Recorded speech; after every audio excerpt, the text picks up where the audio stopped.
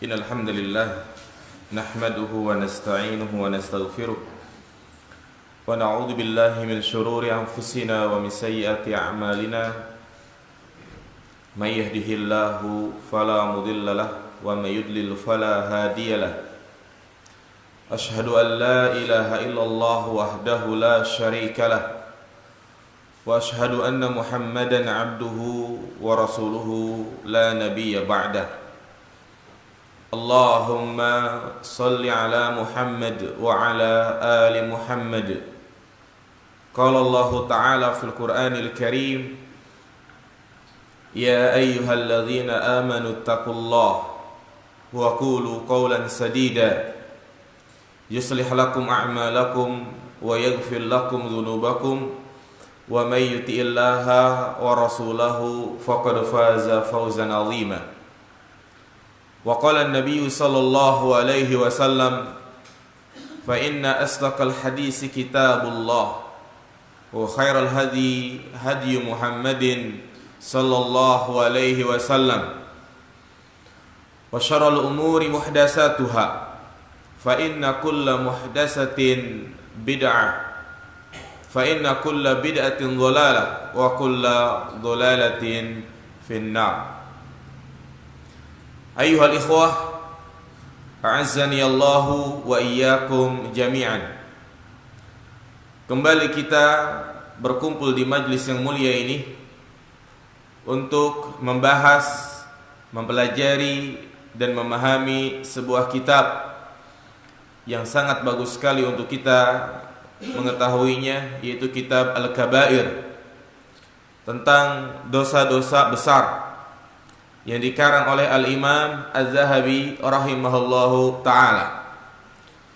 Terakhir kita jelaskan di antara dosa besar yang wajib untuk kita tinggalkan, yang ini salah satu dosa yang disegerakan azabnya oleh Allah subhanahu wa ta'ala, karena biasanya setiap dosa itu azabnya ditangguhkan nanti pada hari kiamat. Tapi dosa yang sudah kita bahas pada pertemuan yang lalu, ini bisa orang itu diazab di dunia, yaitu al-'aq, durhaka kepada kedua orang tua.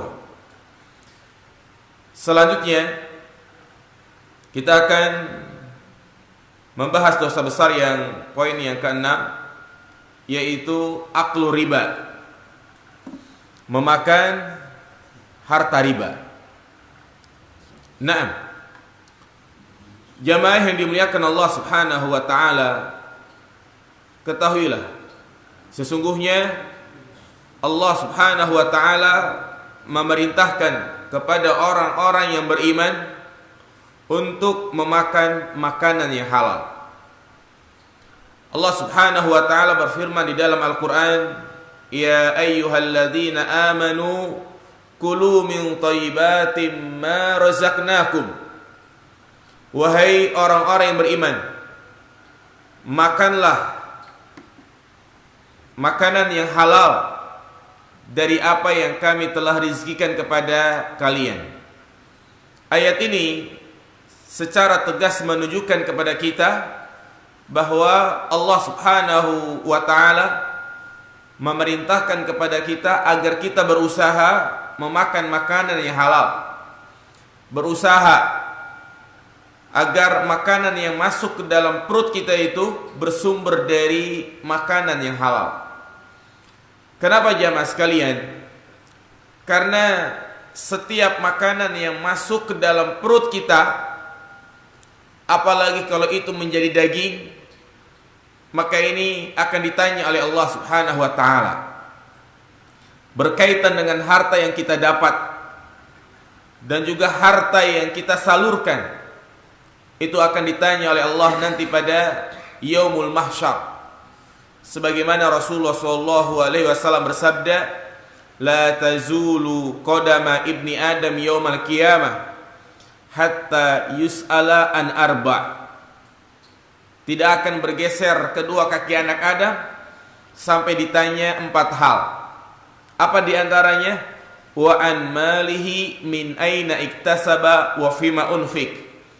Tentang hartanya, dari mana ia peroleh dan kemana ia salurkan, kemana ia infakkan. Demikian pula perintah mencari rizki yang halal, memakan makanan yang halal, bukan hanya ditujukan kepada umatnya Nabi Muhammad saja, tetapi juga ditujukan kepada umat-umat sebelum kita. Secara tegas Allah menyebutkan di dalam Al-Quran, ya ayyuhar rusul kulu minat thayyibati wa'malu solihah. Wahai para rasul, makanlah makanan yang halal dan kerjakanlah amal soleh. Lihat di sini Allah juga perintahkan kepada para nabi dan rasul. Bahkan inilah yang menjadi salah satu isi dakwah mereka, yaitu mengajak manusia untuk berusaha memakan makanan yang halal dan menjauhi makanan yang haram. Kenapa jamaah sekalian? Karena sesungguhnya makanan yang masuk ke dalam perut kita ini sangat memberikan pengaruh terhadap jiwa, keluarga, perilaku, semuanya. Makanan yang halal tentu akan memberikan pengaruh yang baik. Karena Nabi SAW mengatakan, innal khaira la ya'ti illa bi khairin. Tidak ada kebaikan kecuali akan mendatangkan kebaikan juga. Sebaliknya, makanan yang haram akan menimbulkan banyak pengaruh buruk, mendatangkan kerusakan-kerusakan. Ya, nanti kita akan sebutkan kerusakan dari mencari rizki yang haram. Nah, apa di antara manfaat, faidah, pengaruh baik dari kita memakan makanan yang halal jamaah sekalian? Di antara pengaruh baik yang sangat besar dari kita memakan makanan yang halal, yaitu membuat kita semangat beribadah, tidak bermalas-malasan untuk melakukan amal soleh. Orang yang masuk ke dalam perutnya makanan yang haram membuat dia malas ibadah, berat. Makanya dalam ayat tadi Allah gandengkan antara perintah memakan makanan yang halal dan melakukan amal soleh. Al-Imam Ibnu Katsir menyebutkan dalam tafsirnya, dalam ayat ini Allah gabungkan antara perintah memakan makanan yang halal dan perintah melakukan amal soleh. Kenapa? Karena dengan memakan makanan yang halal akan menumbuhkan kemudahan, semangat untuk melakukan amal soleh. Nah, ini jamaah sekalian, jadi pengaruh baik dari kita memakan rizki yang halal. Sebaliknya, ada beberapa pengaruh buruk dari rizki yang haram, di mana Nabi SAW menyebutkan banyak hadisnya. Apa di antaranya? Membuat doa orang itu tidak diijabah. Jadi di antara pengaruh buruk memakan makanan yang haram, membuat doa kita itu ditolak, membuat doa kita itu tidak diijabah. Sebagaimana Rasulullah SAW menyebutkan tentang seseorang, zakara rajulu yutilu safar ash'asha akbar yamuddu yadahi ila sama, ya Rab, ya Rab. Nabi menyebutkan ada seseorang yang melakukan perjalanan jauh, safar, rambutnya kusut, ash'asha akbar yamuddu yadahi ila sama, dan orang ini pun mengadahkan tangannya ke langit, seraya mengatakan ya Rabb, wa mat'amuhu haram, wa mashrabu haram, wa ghudhiya bil haram, fa anna yustajabulah. Akan tetapi orang ini memakan makanan yang haram, memakai pakaian yang haram, dan dia selalu beraktivitas yang haram, fa anna yustajabulah. Mana mungkin doanya itu diijabah. Hadis ini sangat jelas menunjukkan kepada kita tentang pengaruh buruk memakan makanan yang haram, yaitu membuat doa kita tidak diijabah. Walaupun kita sudah melaksanakan perkara-perkara yang membuat doa kita itu diijabah. Perhatikan dalam hadis ini, orang ini jamaah sekalian sudah melakukan perbuatan-perbuatan agar doanya itu diijabah. Safar, ini merupakan salah satu sebab doa itu diijabah, safar. Apa kata Nabi SAW? Ya, 3 orang yang berdoa itu tidak mungkin ditolak. Apa diantaranya? Da'watul musafir, doanya orang yang safar. Demikian pula dia berdoa penuh dengan kekhusyuan, merendahkan, betul-betul butuh terhadap apa yang dia inginkan. Dia mengatakan ya Rabb, dan mengangkat kedua tangannya. Tapi Allah tidak mengijabah doanya, karena ternyata dia memakan makanan yang haram. Ya. Maka di lain tempat Rasulullah berwasiat kepada Sa'ad, wahai Sa'ad, atib mat'amaka takun mustajabad doa. Wahai Sa'ad, perbaikilah makananmu, karena ini menjadi sebab diijabahnya doa. Dan juga Nabi SAW mengancam, man nabata lahmuhu minas suhti fannaru aula bihi. Barang siapa yang dagingnya itu tumbuh dari harta yang haram, maka neraka lebih pantas untuknya. Ini jamaah yang dimuliakan Allah Subhanahu wa ta'ala. Maka seharusnya kita sebagai seorang muslim harus betul-betul berhati-hati dari rizki yang haram. Walaupun itu tidak memberikan pengaruh buruk kepada kita, tapi terkadang pengaruh buruk itu menimpa anak-anak kita, menimpa keluarga kita, lingkungan kita. Karena memang secara umum yang namanya perbuatan dosa, maksiat, itu mendatangkan malapetaka,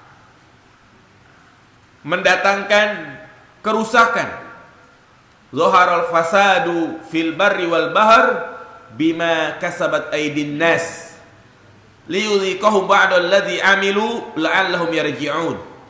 Telah nampak kerusakan di muka bumi ini, baik di darat maupun di laut, itu disebabkan karena ulah tangan manusia, perbuatan dosa maksiat.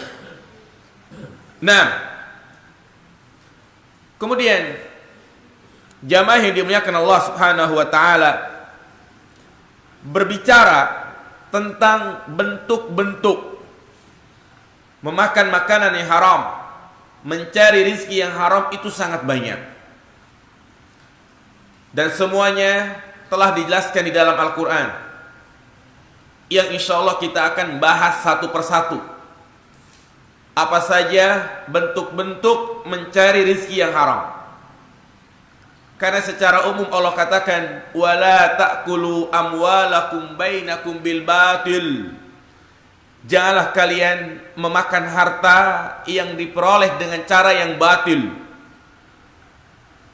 Batil di sini banyak bentuknya: mencuri, merampok, korupsi, suap, menzalimi orang lain, gosip, dan yang lainnya.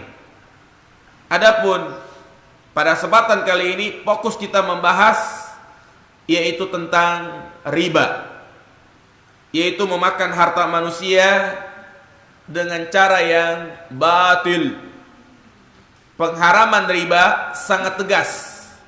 Allah katakan ahallallahu al-bai'a wa harrama riba.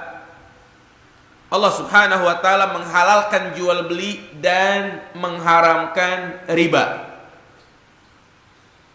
Nah, riba jamaah sekalian, kenapa diharamkan di dalam Islam? Dan keharaman riba ini sudah ada sejak zaman Nabi Shallallahu Alaihi Wasallam. Karena di dalam riba itu menjadi sebab kebinasaan seorang hamba. Kebinasaan baik di dunia maupun di akhirat. Rasulullah Shallallahu Alaihi Wasallam bersabda, "Ijtanibu as-sab'al mubiqat." Jauhilah oleh kalian 7 perkara yang membinasakan. Al-mubiqat, perkara yang membinasakan. Apa diantaranya? Al-isyraku billah, berbuat syirik kepada Allah. Wasihr, melakukan praktek sihir. Wa qatlu nafsil lati harramahullah, membunuh jiwa yang diharamkan oleh Allah. Wa aklur riba, memakan harta riba. Wa aklu malil yatim, memakan harta anak yatim. Wa qadzful muhsanatil mu'minati, menuduh wanita dengan tuduhan yang keji, itu tuduhan berzina. Nah, di sini Allah katakan di antara perkara yang membinasakan adalah apa? Aklur riba, memakan harta riba. Nah, riba ini menjadi sebab datangnya kebinasaan, kerusakan, baik di dunia maupun di akhirat. Membinasakan dirinya, pelakunya, bahkan juga bisa merusak tatanan ekonomi di suatu negeri. Ya, maka kita akan sebutkan apa saja bentuk-bentuk kebinasaan tersebut. Yang pertama, di dunia. Nah, riba, di mana Rasulullah SAW menyebutkan bahwa dosa riba itu lebih besar daripada dosa berzina. Orang yang memakan harta riba 1 dirham saja, 1 dirham itu murah ya, mungkin sekitar 20.000, 30.000, maka itu lebih buruk daripada 36 pezina. Kalau ada orang berzina 36 kali dengan orang yang memakan harta riba, maka pemakan riba itu lebih buruk dosanya. Apa kata Nabi sallallahu alaihi wasallam? Dirhamur riba ya'kuluhu rajul wa huwa ya'lam asyaddu min sittatin wa salasina zaniyah. 1 dirham saja dari harta riba, dan dia tahu kalau itu adalah harta riba. Misalnya bunga di bank, atau juga dia punya usaha rentenir, keuntungannya itu dia gunakan untuk keperluan hidupnya. Asyaddu min sittatin wa salasina zaniyah, maka itu lebih buruk dari 36 pezina. Iya. Dan di dunia jamaah sekalian, apabila telah merajalela praktek-praktek ribawi, maka jangan salahkan Allah. Allah Subhanahu wa taala akan mencabut keberkahan. Keberkahan dalam segala hal. Allah secara tegas menyebutkan, yamhaqullahu riba wa yurbis shadaqah. Allah akan mencabut keberkahan riba dan mengembangbiakan sedekah. Artinya, riba itu menjadi sebab diangkatnya keberkahan. Sebaliknya, sedekah akan menjadi sumber kemakmuran, kebaikan. Baik Allah mencabut dari pelakunya atau juga dari suatu negeri.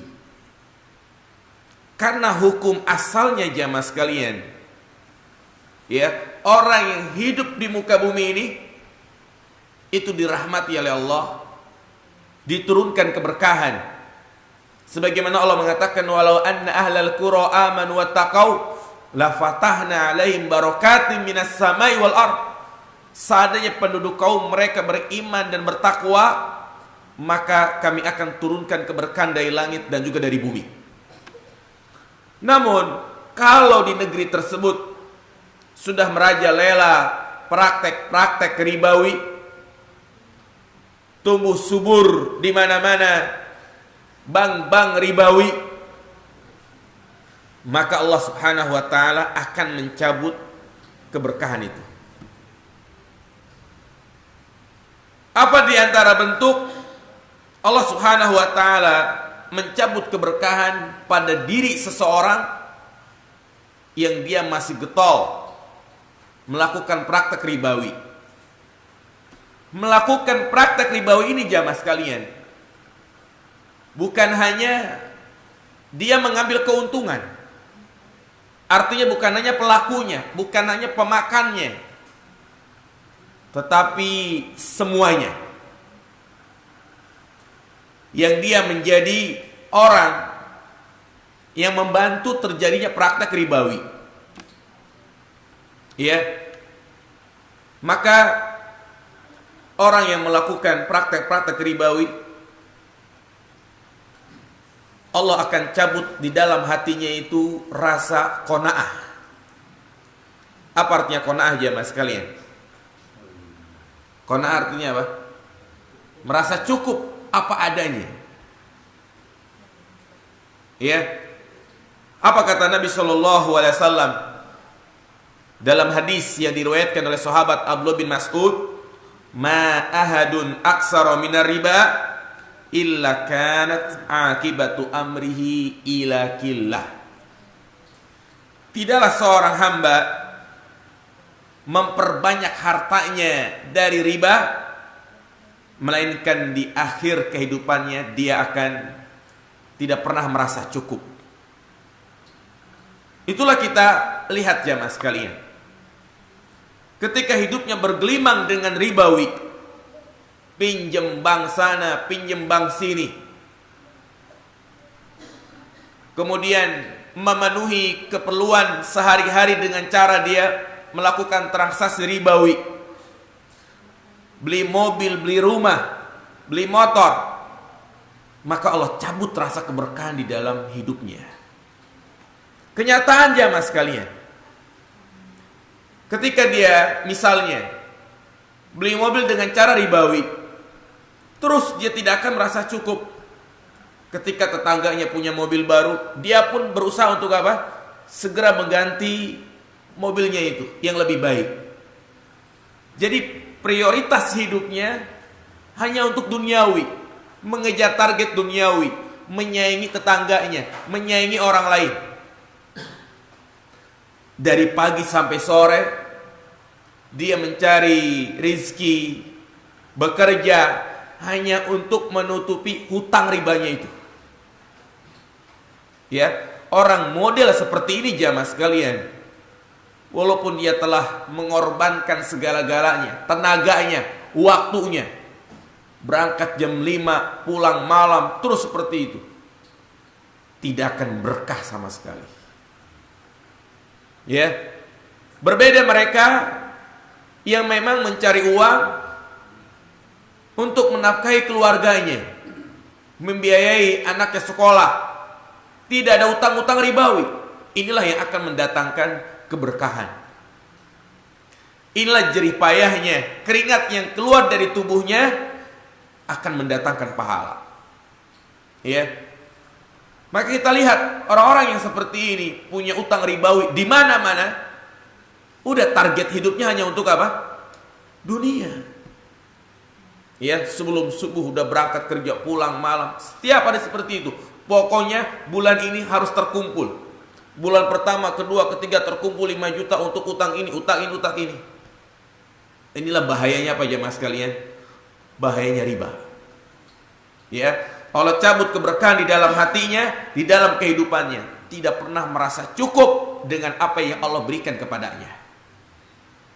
Dan orang yang sudah menjadikan dunia itu di hatinya, maka berat untuk bisa sholat berjamaah di masjid.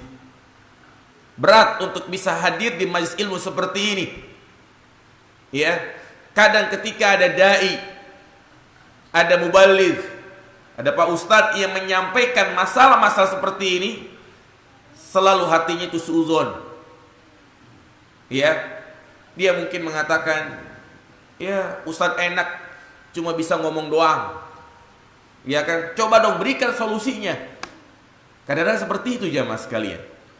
Ya, padahal tugas sebagai dai seperti ini, menyampaikan yang hak adalah hak, yang batil adalah batil. Ini baru menimpa dirinya pelaku riba, belum lagi akan menimpa kerusakan di tengah-tengah masyarakat. Inilah yang menjadi sebab ekonomi di negeri kita tidak pernah stabil. Siapapun presidennya jamaah sekalian, siapapun pemimpinnya, kalau praktek-praktek ribawi masih merajalela, maka carut marut ekonomi dan yang lainnya itu akan terus terjadi. Inilah yang menjadi sebab kenapa dolar terus menaik, ya jarang turun. Kemudian bahan makanan pokok ataupun yang lainnya terus melonjak tinggi. Ini disebabkan karena apa jamaah? Riba. Siapapun presidennya, kalau riba masih merajalela di negeri kita, Allah katakan yamhaqullahu riba, Allah akan mencabut keberkahan riba. Dan kata al-muhku, yamhaq, al-muhku jamaah sekalian, yaitu Allah mencabut keberkahan riba tidak secara langsung, tapi pelan-pelan, yang pada akhirnya negara tersebut akan hancur. Ya, kadang prinsip ekonomi yang ada di negeri kita ini sangat bertentangan dengan syariat. Udah lebih baik antum ngutang aja dulu, ya. Nanti dengan utang itu antum bisa berusaha, bisa mengganti utang itu dan yang lainnya. Padahal dia belum tahu apa yang akan terjadi di kemudian hari. Banyak orang yang gak mikir panjang, ingin berusaha gitu kan, membangun usaha, pinjam di bank, utang 100 juta, jadinya berapa juta jemaah? Kadang sampai 200 juta. Dia harus bayar utang pokoknya, dendanya. Kemudian kalau dia menyegerakan untuk bayar kena penalti. Ya itulah bahayanya riba. Ya. Nah ini di dunia seperti itu. Allah Subhanahu wa taala menghilangkan keberkahan riba. Bahkan dengan riba ini ya membunuh, menghilangkan rasa kasih sayang kepada sesama muslim, sesama manusia. Padahal Islam datang dalam rangka untuk mengajarkan kita untuk saling mencintai, saling berkasih sayang. Coba lihat ya mas sekalian, orang yang punya hutang di bank, misalnya punya hutang 100 juta, dia tidak bisa membayar sebulan, 2 bulan, 3 bulan, apa yang terjadi kira-kira? Kita nggak bisa bayar nih kendaraan kita, rumah kita, apa yang terjadi? Segel. Kemudian dilelang. Lihat, artinya sudah gelap mata, nggak ada namanya rasa cinta kasih sayang. Padahal di dalam Islam yang namanya meminjamkan, menghutangi, ini mimbabil ihsan, artinya berbuat baik. Di mana kita meminjamkan uang kepada orang lain, meminjamkan segala hal, tujuannya adalah berbuat baik. Yang namanya berbuat baik jamaah sekalian, apakah boleh kita mengambil keuntungan di dalamnya? Tidak boleh. Ya.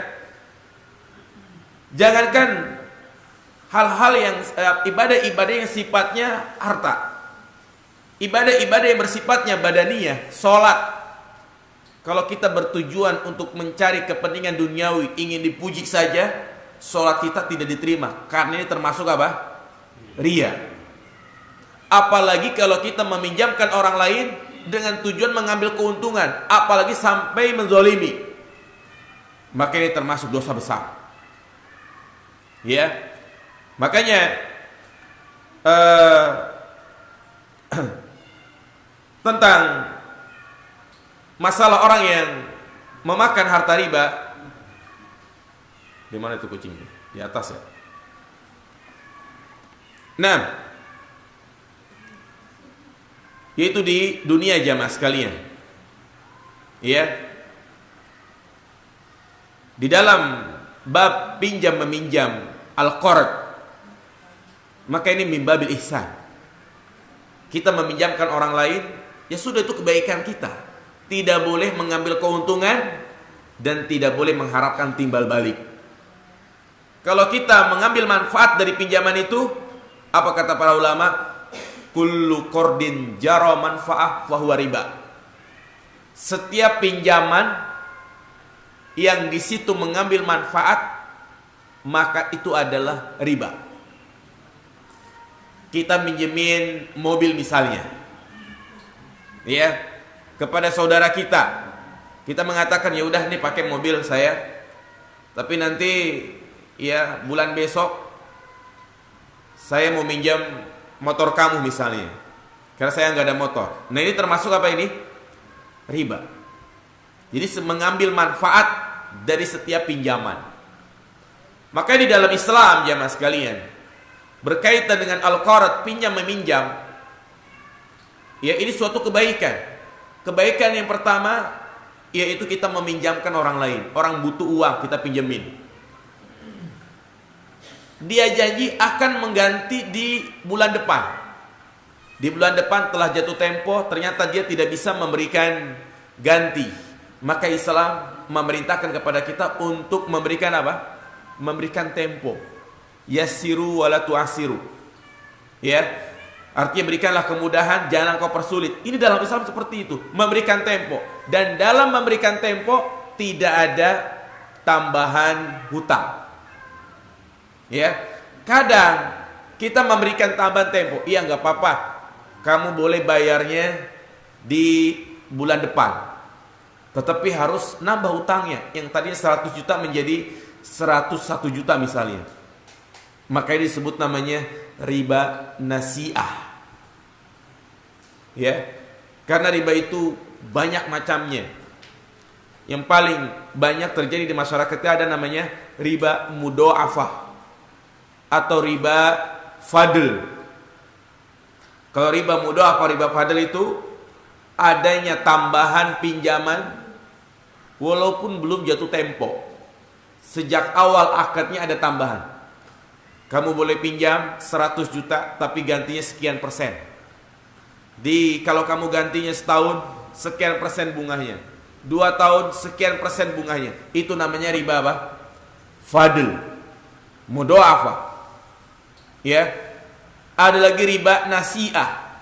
Riba nasi'ah itu ketika ada orang minjam,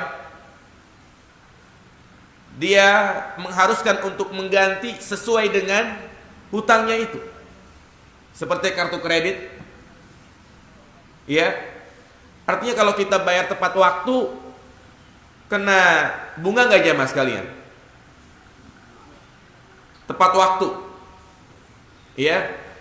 Artinya kalau memang tepat waktu tidak kena bunga, tetapi kalau dia bayarnya tunda gitu kan, maka ini disebut namanya an-nasi'ah. Sama saja tidak boleh. Ya. Nah, ini yang pertama. Kebinasaan di mana? Di dunia. Yang kedua, kebinasaan di alam kubur. Ketika dia meninggal, maka Allah Subhanahu wa taala akan memberikan kepadanya azab yang pedih di kuburan, di alam barzah. Ini wajib kita imani jamaah sekalian. Ya, apa di antara bentuk sisa khusus bagi orang yang memakan harta riba?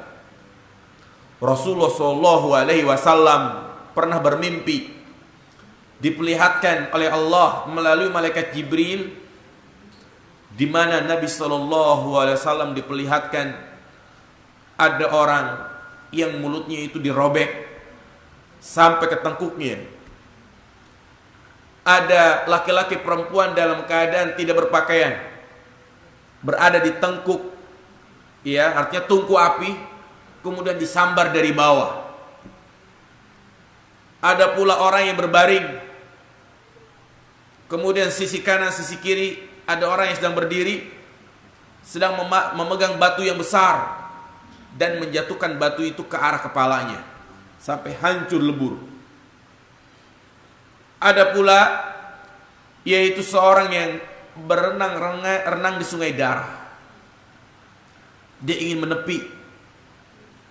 Ternyata di tepian itu ada orang yang sedang memegang batu besar dan melemparkan batu itu ke arahnya sampai hancur lebur, dan Allah kembalikan seperti semula.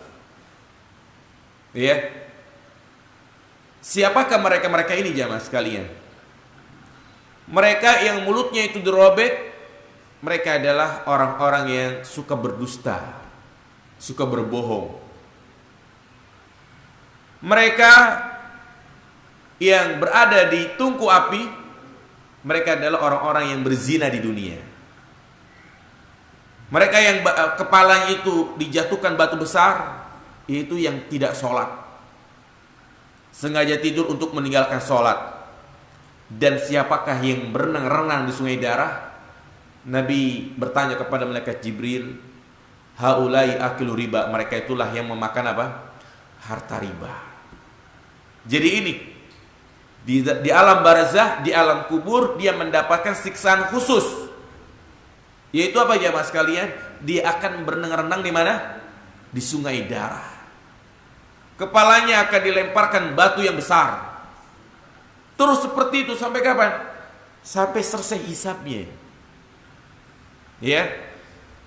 Dan tidak ada kematian lagi. Karena kematian hanya ada di mana? Di dunia. Nah, ini di alam barzah. Belum lagi di padang mahsyar. Belum lagi neraka jahanam. Di padang mahsyar kita tahu bahwasanya, ya, Allah Subhanahu wa taala nanti akan bangkitkan seluruh umat manusia yang disebut namanya Yaumul Ba'ts untuk dikumpulkan di padang mahsyar. Allah Subhanahu wa taala berfirman, alladzina ya'kuluna riba la yaqumuna illa kama yaqumul ladzi yatakhabbatu syaitanu minal mas. Orang-orang yang memakan harta riba nanti pada hari kiamat mereka tidak akan bisa berdiri kecuali seperti berdirinya orang yang kerasukan syaitan lantaran penyakit gila. Wa man ada fa ulaika ashabun nari hum fiha khalidun. Barang siapa yang kembali kepada dosa riba, maka mereka termasuk penghuni neraka dan kekal di dalamnya. Berkata Ibnu Abbas, akilur riba yub'atsu yaumal qiyamati majnunan yukhnak. Pemakan harta riba mereka akan dibangkitkan nanti pada hari kiamat dalam keadaan gila dan tercekik. Iya. Perhatikan di sini Allah katakan wa man ada faulaika ashabun nari hum fiha khalidun. Barang siapa yang kembali kepada dosa riba, maka dia akan dimasukkan ke dalam neraka jahanam. Dalam ayat ini Allah langsung memberikan dua ancaman jamaah. Ancaman yang pertama, dia akan dibangkitkan dalam keadaan sangat mengenaskan, tercekik, gila, lantaran penyakit seperti orang kesurupan. Ya. Kemudian yang kedua, dia akan dimasukkan ke dalam neraka jahanam. Ini bagi mereka yang tidak bertaubat. Ya. Karena memang dosa riba ini jamaah sekalian salah satu dosa yang akan dihalalkan oleh umat Islam. Makanya secara khusus Allah katakan fa illam taf'alu fa'dzanu biharbin minallahi wa rasulih. Jika mereka tidak meninggalkan riba, maka umumkanlah perang dari Allah dan Rasulnya. Kenapa banyak ayat menjelaskan barang siapa yang kembali melakukan praktek riba, barang siapa yang tetap melakukan. Artinya banyak orang sudah tahu riba itu haram, tapi dia tetap apa? Tetap mempraktekannya, tetap melakukan itu. Ya, ingat ini jamaah sekalian. Dan terbukti di zaman sekarang apa yang disabdakan oleh Nabi, bahwasanya umatku nanti akan menghalalkan perkara-perkara yang sudah diharamkan. Di antara perkara yang dihalalkan adalah zina, kemudian alat-alat musik, kemudian riba, sutra. Zina sudah mulai banyak dihalalkan, ya, bahkan membuat lokasi khusus untuk perzinahan. Demikian pula banyak wasilah-wasilah yang menjurus kepada perzinahan dihalalkan. Pacaran, ya, dengan diistilahkan ta'aruf. Naam, ta'aruf yang syar'i hanya tukaran biodata, cocok, langsung ke nazar, langsung menikah.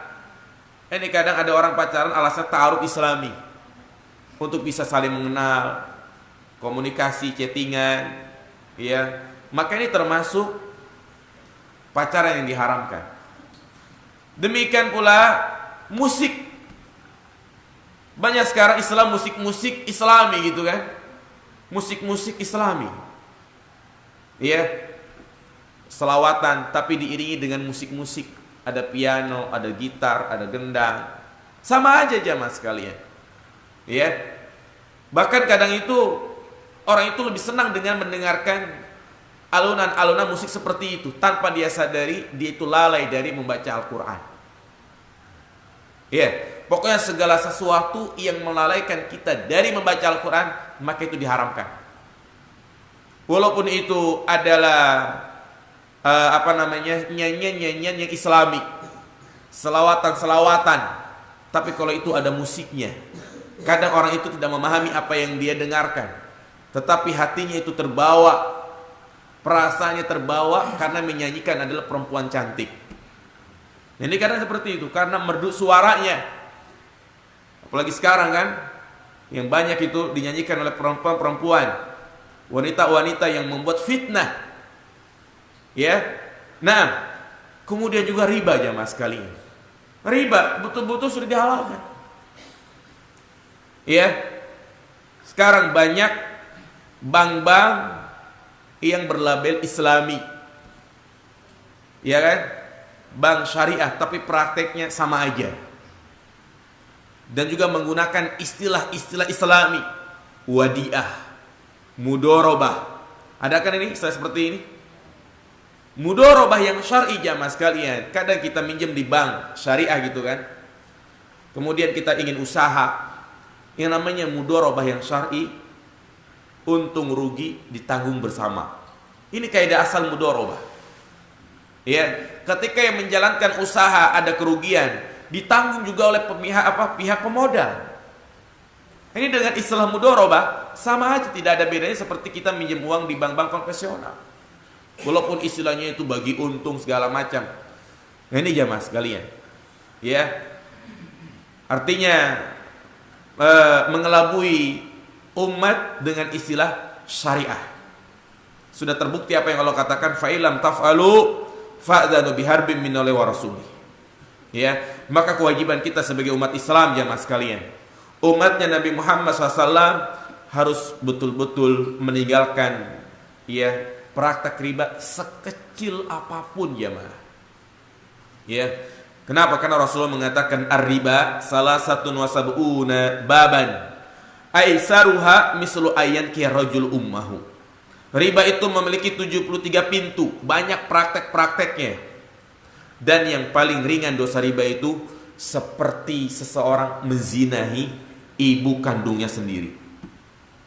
Ya. Maka kita mengajak kepada para jamaah-jamaah sekalian. Yang pertama, hendaklah kita meninggalkan semua praktek-praktek ribawi. Banyak orang salah paham. Yang namanya riba yang haram itu hanya yang mengambil keuntungannya saja. Bagi yang punya usaha lentenir mungkin hanya dia saja, karena dialah yang mengambil keuntungan, ya kan? Banyak orang masih memahami seperti ini. Riba itu yang gak boleh adalah ketika dia minjemin uang 100.000, dia minta ganti 110.000. Jadi yang minjemin aja yang kena riba. Padahal tidak semuanya. Baik peminjamnya, yang kerja di situ sebagai pencatat, karyawan, pegawai, semuanya kena. Mana dalilnya? Rasulullah SAW mengatakan, la'anallahu akila riba wa mukilahu wa katibahu wa syahidai kulluhum sawa, kata Nabi.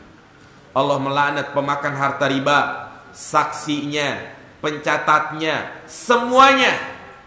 OB-nya juga kena.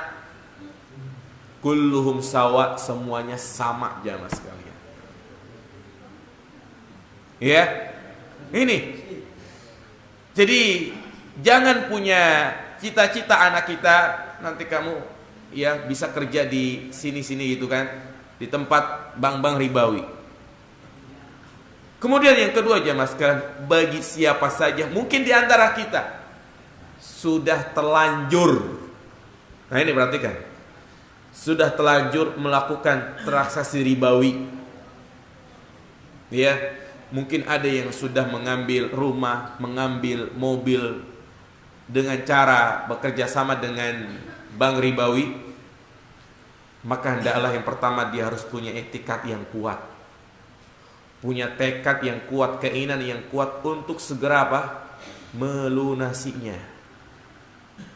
Ya, untuk segera melunasinya jamaah sekalian. Dan juga ya punya usaha.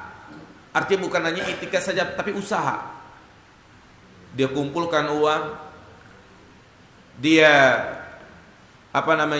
kesampingkan urusan-urusan yang sifatnya bukan kebutuhan pokok, ya, untuk membayar hutangnya itu.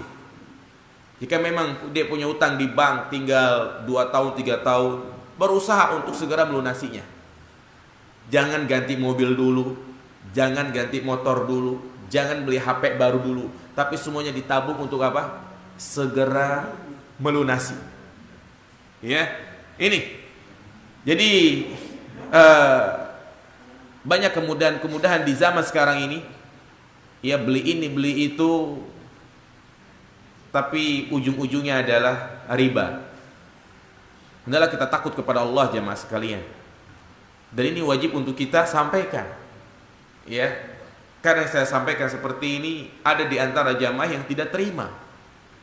Ya terserah mau terima atau tidak, yang penting tugas saya hanya apa?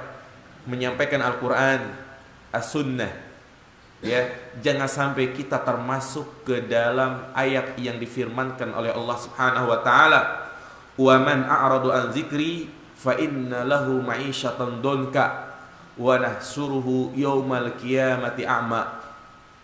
Barang siapa yang berpaling dari peringatanku, ya, maka sesungguhnya Allah akan mengumpulkan dia dalam keadaan apa? Allah akan berikan kehidupan yang sempit, dan Allah akan mengumpulkan dia nanti pada hari kiamat dalam keadaan buta.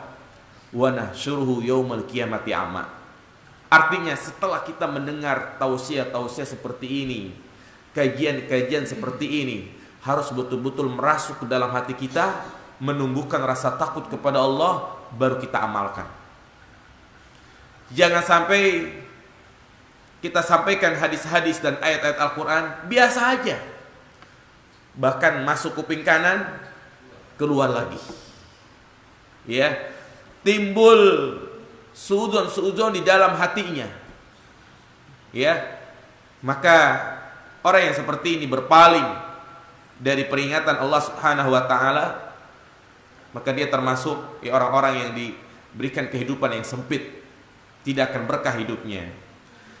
Itu mungkin yang bisa kita sampaikan jamaah sekalian. ya, tentang masalah riba. Adapun macam-macamnya, bentuk-bentuknya itu sangat banyak, dan ini butuh pembahasan khusus, ya, dan itu dibahas dalam bab fikih tentang macam-macam riba. Iya. Nah, jemaah sekalian, mungkin tidak kita buka tanya jawab, ya. Saya mohon maaf karena ada keperluan. Jadi kita cukupkan sampai di sini, ya. Subhanakallahumma wa bihamdika asyhadu an la ilaha illa anta astaghfiruka wa atubu ilaik. Assalamualaikum warahmatullahi wabarakatuh.